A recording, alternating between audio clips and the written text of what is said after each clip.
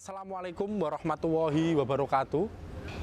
Sahabat-sahabat Rembang TV, kali ini saya berada di area Masjid Jami Lasem, Kabupaten Rembang, Provinsi Jawa Tengah. Di dalam area atau kompleks Masjid Jami Lasem ini telah ada beberapa bangunan yang mengitari, yang tentu memiliki nilai-nilai yang perlu kita gali lebih jauh lagi. Ada makam tokoh-tokoh besar dan bangunan-bangunan yang menarik untuk kita simak lebih lanjut lagi. Ada makam tokoh Mbah Sambu, Mbah Srimpet, kemudian ada Kiai Maksum, kemudian ada Kiai Baidowi, ada Kiai Kholil, dan tentu saja yaitu adanya bangunan yang baru, yaitu Museum Islam Nusantara.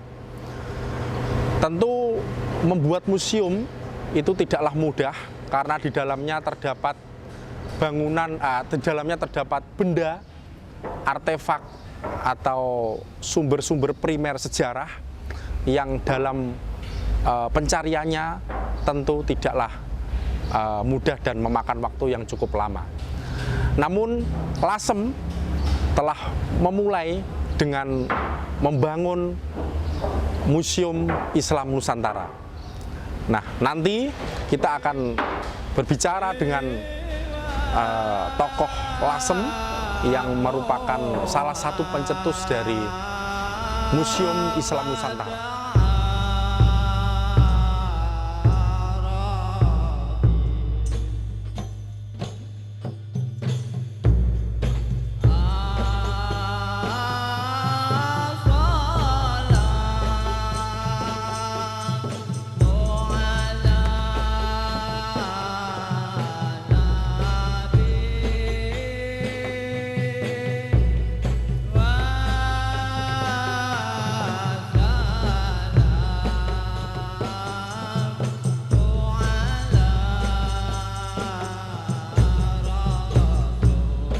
Saya sedang bersama dengan Kiai Haji Abdul Aziz atau kerap disapa Gus Aziz.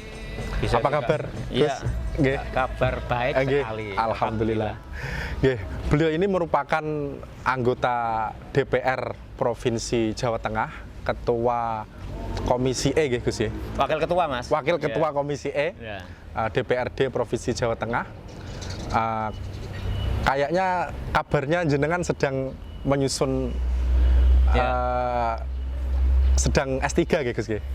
Iya, alhamdulillah. Jadi kita masuk di S3 itu karena motivasi ingin melengkapi apa yang sedang jadi konsentrasi saya akhir-akhir ini, membangun apa yang sekarang bisa kita lihat di kompleks Masjid Jami Lasem ini.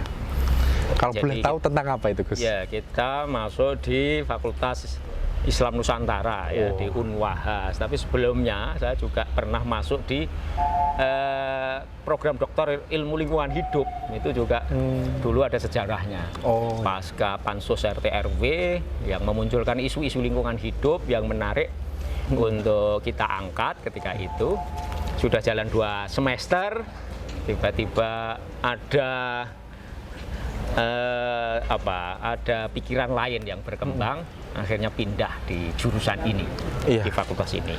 Semoga nanti ilmunya bisa bermanfaat, terutama bagi masyarakat Indonesia dan khususnya Lasem tercinta. Ya, amin, amin. Gus Aziz, kita sekarang sedang berada di Pendopo Teja Kusuman, ini Pendopo Teja Kusuman yang kita bangun sekitar 4 tahunan yang lalu. Sengaja kita bangun untuk mengenang beliau Mbah Srimpet yang makamnya ada di sebelah pendopo ini. Jadi ini pendopo yang kita sengaja bangun untuk mengenang sejarah Mbah Srimpet, jasa Mbah Srimpet di Lasem. Nah, menariknya lagi, sahabat Rembang TV, tidak hanya pendopo Teja Kusuman yang ada di sekitar kompleks Masjid Lasem ini, tetapi juga ada bangunan yang cukup unik kalau dilihat dari jauh itu sangat ketara sendiri, Gus. Iya. Namanya adalah Museum Islam Nusantara. Nah, sekarang kita sedang dengan Gus Aziz langsung yang merupakan salah satu pemrakarsa lah, kita sebut pemrakarsa. Apa sih Gus latar belakang mengapa kok bisa dibangun Museum Islam Nusantara itu? Iya. Mungkin kita bisa langsung ke museumnya. Kita lihat Nggih. Museumnya. Bisa langsung, iya. Nggih. Ya. Ya, Gus, gimana latar belakangnya sih kok bisa membangun sebuah bangunan yang kita sebut sebagai Museum Islam Nusantara tepat di samping Masjid Jami' Lasem ini? Iya, jadi begini, Masjid Lasem yang sekarang kita berada di dalamnya ini adalah sebuah masjid yang sangat bersejarah karena didirikan sekitar tahun 1588, akhir abad 15. Jadi sejarah tentang Lasem itu memang menarik untuk terus kita gali, kita ungkap. Jadi atas dasar selama ini kita merenung bersama, kita berdiskusi bersama, kita kaji sejarah kota Lasem, sebuah kota kecil yang berada di pesisir utara pantai Jawa ini. Ternyata memang di situ muncul, terkuak nilai-nilai sejarah yang pernah muncul, yang layak untuk kita ungkit kembali agar generasi muda sekarang kita menjadi tahu. Jadi Lasem itu sebuah puzzle sejarah atau sebuah mozaik sejarah yang di dalamnya memunculkan kepingan-kepingan cerita masa lalu yang sangat heroik, yang sangat penting untuk terus kita gali. Jadi dari yang terakhir misalnya sekitar tahun 1740-an kita punya peristiwa sejarah tentang Perang Kuning yang melibatkan kelompok-kelompok penting yang ada di sekitar masyarakat Lasem bersatu untuk melawan kolonialisme. Mundur ke belakang lagi sekitar abad 17-an awal ya, kita punya peran penting dalam konteks sejarah dengan memunculkan tokoh-tokoh besar yang ada ketika itu. Ada Mbah Sambu, ada Mbah Tejokusumo I. Jadi Mbah Tejokusumo I ini adalah Adipati Lasem ketika itu tahun 1580 sampai 1630-an ya. Beliau itu berada di 3 masa pemerintahan Kerajaan Pajang, kemudian Mataram. Mataram itu juga sampai kepada Sultan Agung dari mulai Sutowijoyo. Itu adalah kepingan sejarah, puzzle sejarah penting yang pernah ada di Lasem. Kemudian periode sebelumnya lagi adalah periode abad 15-an, memunculkan sosok tokoh yang sangat penting, era Wali Songo menggerakkan dakwah di Nusantara ini, yang di situ muncul di sekitar kota Lasem adalah sosok tokoh yang sangat terkenal. Beliau adalah wali, termasuk wali 9 yang kita kenal, yaitu Sunan Bonang. Sunan Bonang. Peran beliau ketika itu di sekitar Lasem itu juga sebuah kepingan sejarah yang menarik untuk kita ungkap. Kita tarik lagi ke belakang, ada masa ketika Lasem ditetapkan sebagai salah satu kerajaan pasal. Jadi kerajaan, bukan kadipaten, kerajaan Lasem yang merupakan bawahan dari kerajaan Mojopahit di bawah Raja Hayam Wuruk ketika itu. Ini adalah penggalan-penggalan sejarah penting yang menarik untuk kita ungkap kembali di masa sekarang. Nah, kenapa kemudian, jadi pertanyaan spesifiknya, di Komplek Masjid Lasem ini kita dirikan Museum Islam Nusantara. Kita memang terus terang mengambil salah satu penggalan sejarah penting ketika Sunan Bonang waktu itu berdakwah di sekitar Lasem, yang kemudian konsolidasi beliau bersama para tokoh lainnya, para wali lainnya di Lasem ini, kemudian menghadirkan keputusan penting hadirnya atau lahirnya Islam Demak atau Kerajaan Islam Demak di bawah kepemimpinan Raden Patah. Itu dilakukan di Lasem.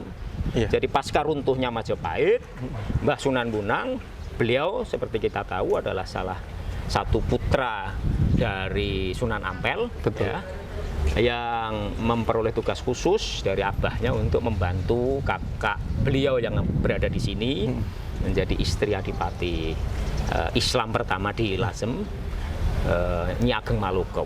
Nah, ketika momentum inilah saya kira Mbah Sunan Bonang punya peran yang sangat penting untuk proses transformasi menuju kekuasaan Islam Demak, yang kemudian kita lalu mengenal masa-masa itu adalah masa-masa keemasan dakwah Islam. Dakwah Islam berhasil mengislamkan masyarakat Jawa secara masif. Ada kurun waktu 40 tahun, semua mayoritas penduduk Jawa itu menjadi Islam. Dan peristiwa penting inilah yang mau kita ungkap, kita angkat kembali, kita kenang dengan kemudian kita bangun dan kita dirikan sebuah museum di Komplek Masjid Jami Lasem ini. Iya, kalau boleh saya simpulkan, artinya memang Lasem ini memiliki peran yang cukup sentral antara peralihan dari Majapahit ke Demak. Seperti Gus Aziz tadi mengutarakan, persiapan kemudian mendirikan sebuah kerajaan Demak itu embrionya dari, bisa dikatakan dari Lasem. Dari Lasem. Nah, kemudian itu yang kemudian melatar belakangi pendirian Museum Islam Nusantara. Baik sahabat Rembang TV, tapi gini Gus, ada yang unik dari bangunan Museum Islam Nusantara di Masjid Lasem ini. Banyak orang yang bertanya-tanya, kenapa bentuknya atau desainnya atau langgamnya kok bisa dikatakan ada Jawanya, ada Minangnya. Nah, itu bagaimana ceritanya Gus kok seperti itu? Ya, memang pilihan bentuk arsitektur itu waktu itu kita diskusikan panjang lebar ya. Jadi pertimbangan pertamanya begini, Masjid Lasem ini sudah punya lengkap ya. Masjid kita arsitektur Jawa, perpaduan Cina juga sudah muncul, kemudian saya kira Arab juga sudah muncul. Kemudian kita juga punya Joglo Tejokusuman, ini juga Jawa murni. Jadi lalu kita berpikir agar lengkap, sempurna, semua bentuk arsitektur muncul, kita lalu berpikir, menimbang karya-karya arsitektur anak negeri yang paling baik. Salah satunya kemudian muncul bentuk rumah gadang ini, Minangkabau. Itu pertama. Kita harus menghargai, menghormati karya besar anak bangsa di bidang arsitektur. Kemudian yang kedua, memang ada alasan atau aspek substansial juga, ada fundamental juga lah saya kira, karena di Lasem ini ketika era pasca Wali Songo juga memunculkan sosok tokoh yang sangat penting dan berpengaruh, yaitu Mbah Jejeruk atau Sultan Mahmud yang makamnya ada di Bonang, Binangun sana. Mbah Sultan Mahmud ini asli dari Minangkabau. Asli Minangkabau yang waktu itu berguru kepada Sunan Bonang, kemudian beliau berdakwah dan kemudian menurunkan anak cucu. Salah satu anak cucunya ini kemudian menjadi tokoh-tokoh penting di Lasem. Beliau menurunkan antara lain adalah Kiai Maksum, kemudian Kiai Khalil dan Kiai Mastuki. Jadi kiai-kiai penting yang pernah hadir di Lasem ini, jika dirunut, konon menurut sejarahnya adalah keturunan beliau. Itu sebagai penghargaan dan penghormatan kita kepada sosok beliau ini, sehingga kita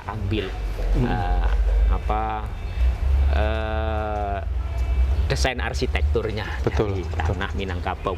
Okay. Yang ketiga ya saya kira agar kita menjadi semakin nasional, menusantara lah. Jadi tidak Jawa sentris, kita ngambil juga dari luar Jawa. Iya, iya. Ya. Selanjutnya Gus Aziz, jadi Museum Islam Nusantara ini yang kita berada di depannya ini tentu terbuka untuk siapa saja. Ya. Prosesnya dimulai sejak kapan itu, Gus? Iya. Dan ini belum selesai atau sudah selesai? Belum selesai. Jadi mulai awal pembangunan itu setahun 2018 ya, ketika itu sudah kita usulkan ke pemerintah provinsi agar dimasukkan di rencana reguler program dinas pariwisata, tapi gagal. Sudah 3 tahun gagal terus, akhirnya memang kami nekat, itu saya masukkan menjadi aspirasi pribadi saya sebagai anggota DPR di Provinsi Jawa Tengah. Setelah sebelumnya memang terus kita sampaikan di dalam rapat-rapat paripurna, pasca reses, kita masukkan itu sebagai hasil dokumen aspirasi yang muncul dari reses. Itu seingat saya 2 tahun berturut-turut saya masukkan. Perjuangannya luar biasa. Penting untuk dimasukkan, dibangun museum.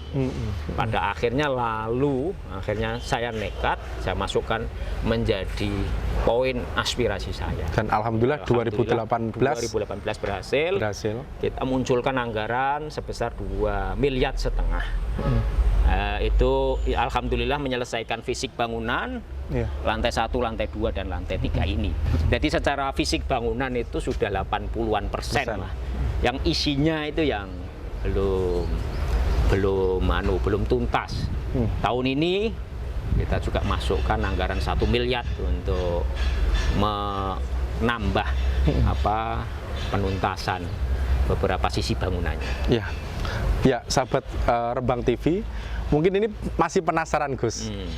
Nanti bisa diantar ke dalam, meskipun belum jadi, tapi nanti kita bisa mengetahui nanti rencananya akan seperti apa. Nah, monggo kita lanjutkan. Di atas. Oh, mriki.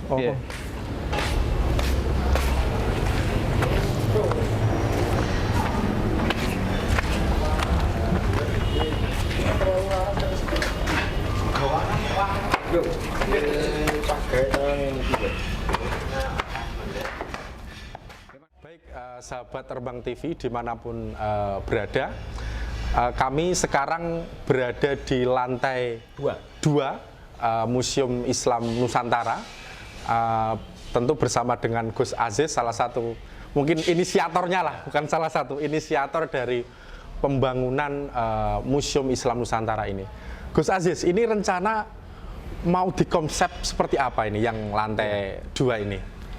Ya, jadi bangunan lantai 2 ini nanti akan menjadi inti dari lokasi museumnya.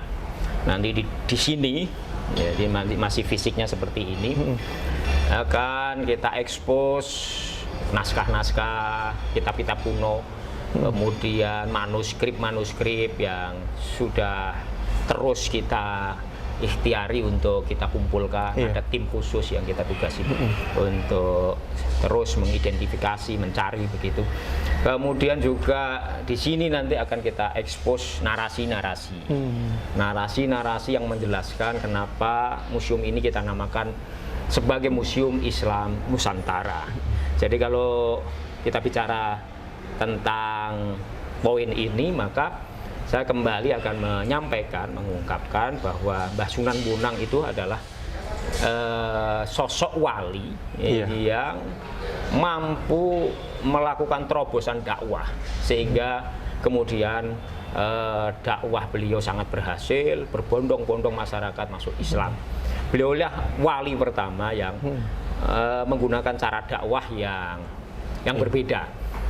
Beliau menghargai nilai-nilai tradisi lokal yang berkembang di tengah-tengah masyarakat, sehingga oleh banyak kalangan, banyak akademisi kemudian menyebut beliau itu adalah sebagai maha gurunya Islam Nusantara. Gerakan dakwah Islam ala ahli sunnah yang sangat mengayomi tradisi lokal dengan cara menggunakan gending, kemudian tabuhan-tabuhan bonang itu dan lain sebagainya. Beliau menciptakan karya-karya sastra yang kita kenal sampai sekarang. Jadi itulah kenapa itu harus kita jelaskan di narasi-narasi. Iya. Narasi-narasi yang akan kita susun, kita tempelkan di dinding-dinding yang ada di lantai 2 ini. Kemudian yang ketiga, tentu karena museum, kita akan menyajikan koleksi-koleksi kita yang sudah kita kumpulkan terkait benda-benda kuno, artefak dan lain sebagainya, yang sebagian itu memang kita temukan ketika kita melakukan galian dalam di sini, Gus, ya? ini, ya, di sekitar sini juga. Ada apa saja, Gus, yang ditemukan dalam antara lain juga keramik-keramik kuno dari Cina, kemudian bata-bata besar, kemudian ada beberapa besi-besi yang menarik. Ada mungkin nanti juga kita akan kumpulkan koleksi-koleksi keris, pusaka-pusaka dan lain sebagainya. Sudah terkumpul atau nanti sebagian masih mencari itu? Ya, sebagian sudah, dan kita juga membuat tim untuk melakukan pengumpulan. Artinya masih proses dalam pengumpulan koleksi, ya? Oke. Baik, sahabat-sahabat, mungkin nanti kita bisa lanjut ke lantai 3, ya Gus. Monggo, silakan.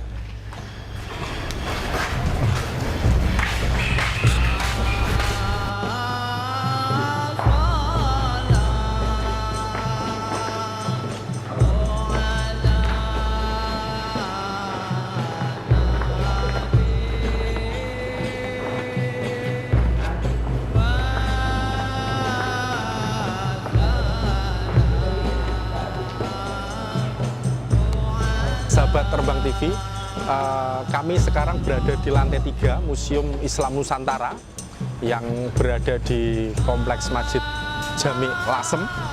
Nah, lantai 3 ini sangat unik, kita bisa melihat relief-relief ayat-ayat suci Al-Quran. Nah, ini kenapa, Gus, kok yang paling menonjol ini kan ada relief-relief ini? Kenapa kok bisa muncul ide semacam itu? Iya, saya kira memang Al-Quran itu adalah sumber nilai yang paling utama dari ajaran agama Islam kita ini. Jadi atas dasar itu saya kira kemudian kita berpikir agar Al-Quran ini menjadi sebuah prasasti penting, kita tampilkan di dinding-dinding dan seluruh isi ruangan lantai 3 ini, sehingga kemudian harapannya masyarakat yang berkunjung ke sini itu teringat kembali, tergugah hatinya untuk selalu mempelajari Al-Quran, terus menerus membaca Al-Quran, memahami isinya dan seterusnya dan sebagainya. Yang kedua, saya kira juga faktor penting yang melatari kenapa 30 juz Al-Quran, karya kaligrafi yang sengaja kita tuliskan di kayu jati, itu adalah karena sejarah tradisi keilmuan para kiai yang ada di sekitar Lasem ini adalah beliau-beliau yang sangat alim ilmu Al-Qur'annya, sangat faqih, ilmu pengetahuan agamanya yang bersumber dari teks-teks ajaran Al-Qur'an. Jadi sebagai bentuk hormat kita kepada beliau-beliau inilah kemudian Al-Qur'an. Jadi Lasem ini adalah, saya kira adalah juga termasuk pusat tradisi keilmuan Al-Qur'an yang wajib kita lestarikan, yang layak untuk terus kita lestarikan di masa-masa yang akan datang. Ya, baik Gus. Jadi di lantai 3 ini nanti rencana selain ada relief Al-Qur'annya, itu ada yang benda-benda atau artefak yang Ya. ditampilkan itu Nggak ada. apa Gus kira-kira? Jadi, khusus lantai 3 ini fokus untuk kaligrafi Al-Quran 30 juz. Jadi kalau sudah 30 juz kita masukkan semua ini sudah penuh. Oh gitu. Sudah sangat penuh. Berarti tidak hanya di dinding ya? Nggak ada Tapi nggak hanya ada di dinding, nanti di dalam juga bola Oh Al-Quran. gitu. Gitu. Ya baik Gus. Jadi mungkin juga ada pertanyaan dari warga masyarakat. Mungkin kalau misalnya saya punya benda atau kitab kuno atau peninggalan-peninggalan yang dirasa layak untuk dipamerkan, apakah boleh nanti disumbangkan atau gimana metodenya, caranya itu? Iya, ini penting sekali. Iya. Ini sekalian Iya. saya sampaikan Iya. kepada masyarakat luas. Jadi kita sudah punya tim untuk menelusuri atau berburu lah katakanlah begitu. Iya. Ya koleksi-koleksi kuno, termasuk juga artefak, benda-benda pusaka dan lain sebagainya. Silahkan. Iya. Masyarakat luas yang merasa punya sesuatu yang punya nilai sejarah, datang saja ke Masjid Lasem. Tentu tadi juga disampaikan apakah ada kriteria khusus layak atau tidak. Betul. Tentu pasti ada ya. Jadi kita nanti akan melakukan kajian terhadap nilai sejarah dari benda-benda kuno itu. Apakah layak untuk kita tampilkan di Museum Masjid Jami' Lasem ini? Ya, baik sahabat-sahabat, artinya semua orang boleh menyumbangkan benda-benda ataupun arsip, Gus ya, arsip yang kemudian bisa disumbangkan atau dihibahkan kepada panitia atau tim yang sudah dibentuk oleh Gus Aziz. Nah, kira-kira Gus, target selesai dan dibuka ini kapan Gus? Iya. Museum ini. Jadi kita mengalir saja ya. Iya. Insya Allah kalau ini nanti proyek Kota Pusaka Lasem ini sudah selesai tuntas dan diresmikan, kita juga akan sekaligus membuka museumnya dengan kondisi yang ada sekarang ini. Jadi sambil berjalan saya kira kita terus akan merancang penyelesaian tuntasnya. Tapi pada saat yang sama saya kira masyarakat nanti akan tetap kita mudahkan aksesnya untuk berkunjung ke museum ini, termasuk ke seluruh komplek Masjid Jami' Lasem ini, yang alhamdulillah sekarang ini sudah bisa kita lihat penataannya. Iya. Artinya memang adanya pembangunan pendopo Tejakusuman, kemudian Museum Islam Nusantara itu seperti gayung bersambut dengan adanya penataan atau revitalisasi Kota Pusaka Lasem. Nah, harapan Gus Aziz ini dengan adanya Museum Islam Nusantara, kemudian Masjid Jami' yang nanti akan jadi, kemudian ada pendopo Tejakusuman. Harapannya Gus Aziz terkait hal itu bagaimana? Terutama kepada para mahasiswa atau siswa yang sedang belajar atau mungkin masyarakat umum terkait pemahamannya tentang sejarah Lasem. Iya, saya kira satu harapan saya dengan semua yang sekarang ini sudah kita proses pembangunannya, mudah-mudahan akan kembali membangkitkan tradisi keilmuan di tengah-tengah masyarakat. Kita mencoba menggali nilai-nilai sejarah yang ada di Lasem ini, kita eksplor karena di dalamnya mengandung tradisi kuat keilmuan yang harus diwarisi oleh generasi kita sekarang ini. Dulu Mbah Sambu, beliau adalah sosok yang menjadi rujukan silsilah nasabiyah dan silsilah keilmuan. Seluruh kiai-kiai terkenal di tanah Jawa ini. Abad 17 saya kira kita punya sosok penting Mbah Sambu itu. Lalu di abad 15 akhir kita punya Mbah Bonang yang sangat fenomenal. Beliau adalah tokoh yang berhasil memadukan tradisi keilmuan Islam yang berasal dari tanah Arab dengan potensi-potensi nilai lokal yang ada di tengah-tengah masyarakat. Saya kira itu adalah terobosan ilmiah yang sangat luar biasa dari sosok Mbah Bonang yang harus kemudian diwarisi oleh generasi muda kita sekarang. Ya, terima kasih Gus Aziz. Jadi sedikit informasi bahwa di kawasan atau di kompleks Masjid Jami Lasem ini itu bukan hanya masjid, ada museum, kemudian ada pendopo yang tadi sudah dijelaskan oleh Gus Aziz, tetapi ada beberapa makam kuno, tokoh-tokoh besar Islam Nusantara bisa dikatakan gitu, karena ada Mbah Srimpet Tejokusumo I, kemudian ada juga Mbah Maksum, Mbah Sambu, kemudian ada Mbah Holil. Artinya pendiri NU pun juga dimakamkan di Masjid Jami Lasem. Jadi memang betul tadi. Ya.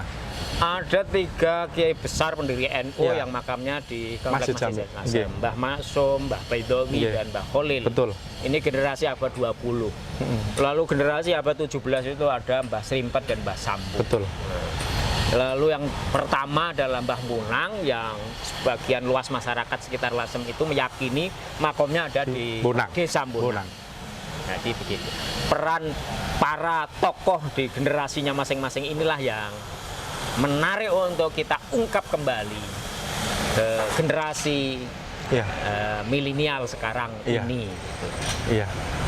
Jadi unik sekali sahabat-sahabat, mungkin banyak orang yang mungkin tidak tahu bagaimana rahasia Lasem ternyata menyimpan tokoh-tokoh sentral dalam Islamisasi, terutama di Jawa ini Gus ya, itu ada di Lasem. Jadi Lasem itu juga bisa dikatakan santrinya luar biasa dan tonggak Islam yang ada di Nusantara itu berdiri. Artinya tidak salah ketika Gus Aziz kemudian memprakarsai berdirinya Museum Islam Nusantara. Mungkin Gus Aziz ada yang perlu disampaikan lagi yang kira-kira? Iya, saya kira kami terus ingin agar masyarakat itu ya nyengkuyung bersama-sama. Mari kita bangun Lasem ini kembali mengaktualkan nilai sejarahnya. Tanpa peran serta masyarakat luas, khususnya di sekitar Lasem ini, tentu itu tidak terlalu punya arti. Betul. Jadi partisipasi masyarakat, sengkuyungnya masyarakat itu menjadi sangat penting agar Lasem sebagai punjer tonggak penting sejarah dakwah Islam di Nusantara ini kemudian akan semakin tersebar luas di tengah-tengah masyarakat. Amin. Cukup Gus Aziz. Terima kasih Gus Aziz telah menemani kami tim Rembang TV dalam liputan di Museum Islam Nusantara. Semoga kita bisa ketemu di lain waktu. Mungkin bisa membahas berbagai hal karena Lasem ini sangat kaya tentang sejarahnya, tentang kultur budaya dan lain sebagainya. Banyak sumber-sumber pengetahuan yang perlu kita gali bersama-sama di Lasem yang tentu hanya sedikit saja yang kelihatan ini. Masih banyak ya Gus ya, masih banyak yang belum kita dipublikasi atau belum ketahuan.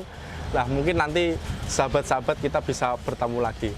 Terima kasih Gus Aziz atas waktunya. Dari kami, wassalamualaikum warahmatullahi wabarakatuh. Matur suwun.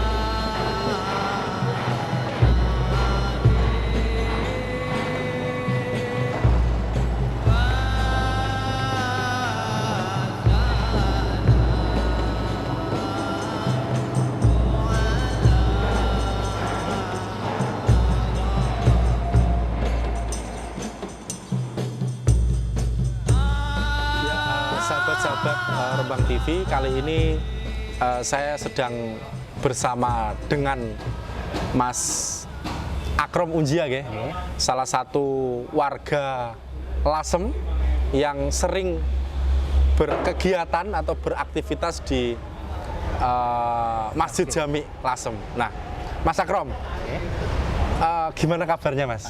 Alhamdulillah. Sehat. Alhamdulillah.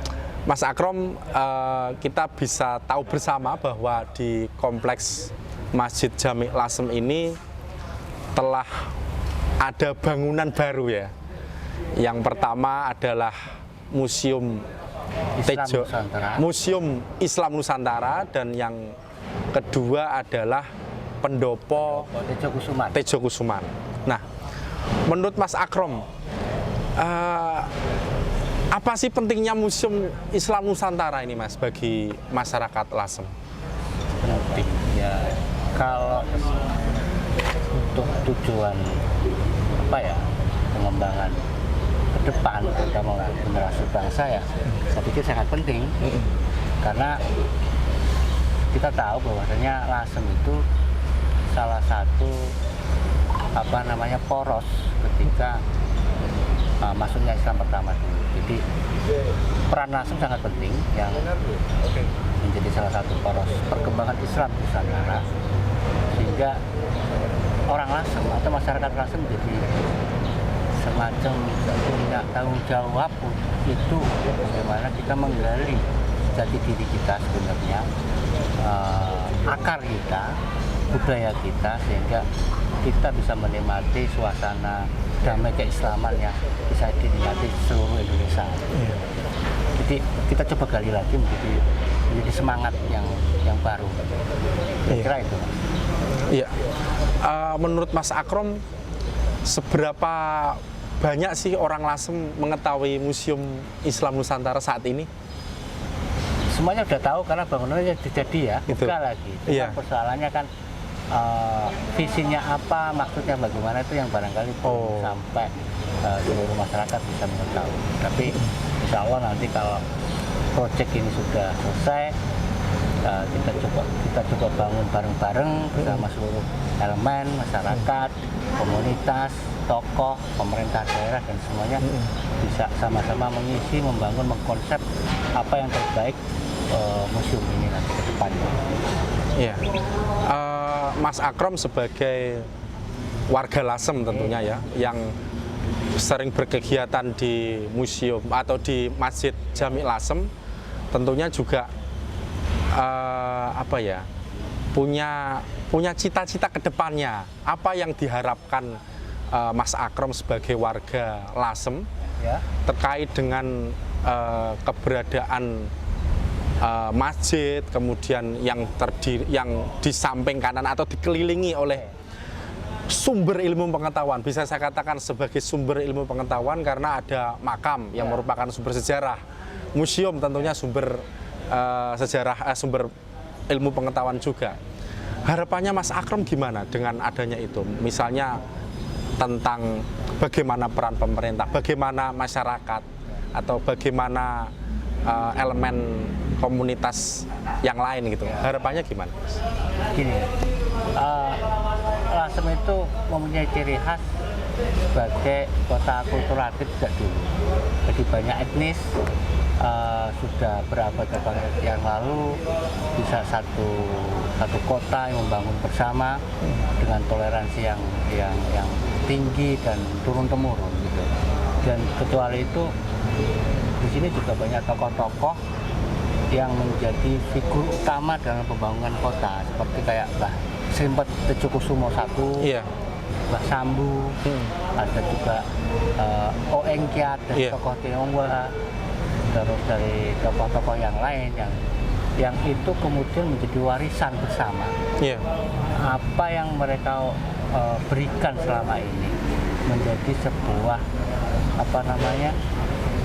roh, spirit bagi kita untuk membangun bareng, terutama bagi masyarakat itu sendiri, dan bagaimana campur tangan stakeholder yang bisa memberikan dukungan yang penuh gitu. Saya rasa selama ini kita masih ambiar dalam konteks bagaimana membangun bersama itu. Nah, ini kuncinya. Mungkin nanti setelah ini dengan dicanangkan sebagai kota pusaka ke depan, Pusaka, ya ini betul. kita harapkan bareng ini momentum untuk sama-sama membangun Lasem untuk Indonesia. Betul. Bagi Lasem menjadi salah satu warisan untuk Indonesia. Ya. Kira-kira seperti itu. Artinya harus bersama-sama partisipasi, sengkuyung untuk mewujudkan kota Lasem yang mampu bermanfaat bagi semuanya. Dan kota pusaka ini adalah momentumnya. Baik Mas Akrom, terima kasih. Mungkin setelah ini kita wawancara kepada warga Lasem.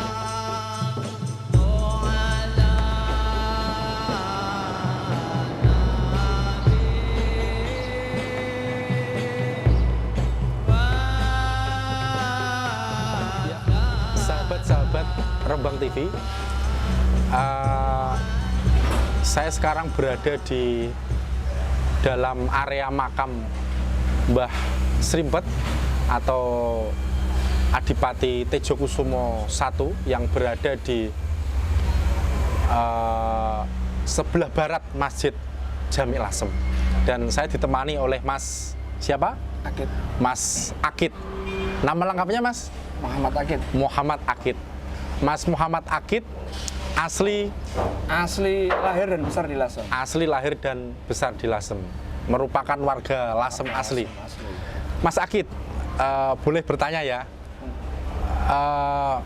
Mas Akid apakah tahu ada yang namanya Museum Islam Nusantara?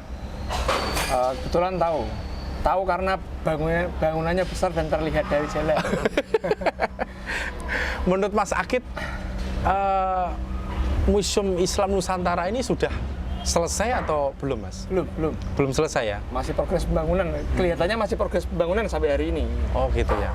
Kalau Mas Akid sebagai warga Lasem, dengan adanya pembangunan Museum Islam Nusantara, harapannya ke depan bagaimana, Mas? Harapannya seiring adanya pembangunan Lasem Kota Pusaka sih sebenarnya Museum Islam Nusantara itu jadi magnet tersendiri di dalam konteks visi besar Kota Pusaka gitu. Karena kalau kita bicara Kota Pusaka, sebenarnya keberadaan museum sebagai salah satu pusat pengetahuan itu menjadi penting sih, Mas. Menurut saya begitu. Jadi Museum Islam Nusantara dalam konteks Lasem hari ini ya menjadi hal yang harus diperhatikan. Mas Akid juga termasuk tim dalam pembangunan museum? Oh, enggak. Beda ya? Enggak masuk tim. Apakah menurut Mas Akid keberadaan Museum Islam Nusantara ini mampu diterima oleh warga Lasem? Kalau diterima, saya pikir diterima ya. Karena ke depan bayangannya adalah, atau harapan saya sebagai warga itu ada skema partisipatif untuk pengelolaan museum, ngisi, termasuk program-program. Dan kalau dengar-dengar sih begitu, akan ada skema partisipatif untuk seluruh elemen yang ada di masyarakat Lasem. Karena ya Museum Islam Nusantara keberadaannya di Lasem dan itu milik orang Lasem. Oh gitu. Partisipatif artinya semua orang itu boleh menyumbangkan benda-benda bersejarahnya atau bagaimana? Konsep partisipasi yang dimaksud. Partisipasi artinya mulai dari koleksi, artinya semua orang yang punya benda yang kemudian dianggap layak, tentu ada tim kurasi mungkin ya nanti dari tim museum gitu, bisa menyumbangkan artefaknya gitu, atau kemudian programnya, misalkan kita museum nanti punya seri diskusi gitu, untuk tema tertentu ya kita libatkan masyarakat Lasem yang bersangkutan. Kira-kira begitu. Tentu ini adalah harapan dari Mas Akid sebagai warga Lasem yang lahir dan besar di Lasem terkait dengan bagaimana perkembangan atau pemanfaatan Museum Islam Nusantara. Kira-kira Mas Akid siap menjadi tour guide atau tidak nanti kalau jadi? Ya kalau itu kebetulan kebetulan kami kan juga seneng sejarah, kemudian pelaku literasi juga gitu. Siap nggak siap harus siap, mau nggak mau harus mau, karena apa Mas? Ini hari ini adalah momen sebenarnya. Lasem Kota Pusaka Museum Islam Nusantara itu adalah momen anak-anak Lasem untuk membayar hutang kepada tanah kelahirannya. Saya punya perasaan begitu. Ketika Lasem dibangun, Museum Nusantara ada, anak-anak Lasem yang lahir dan tumbuh besar di Lasem harus bayar hutang ke bumi Lasem dengan cara berpartisipasi. Iya, artinya bagaimanapun orang yang lahir di Lasem sudah makan dari hasil bumi Lasem, minum dari air Lasem, itu juga artinya seharusnya punya sumbangsih terhadap perkembangan Lasem yang tentunya bisa bermanfaat bagi seluruh warga masyarakat. Baik Mas Akid, terima kasih atas waktu yang diberikan. Semoga apa yang kemudian menjadi harapan dari panjenengan, tentu juga masyarakat Lasem bisa terwujud.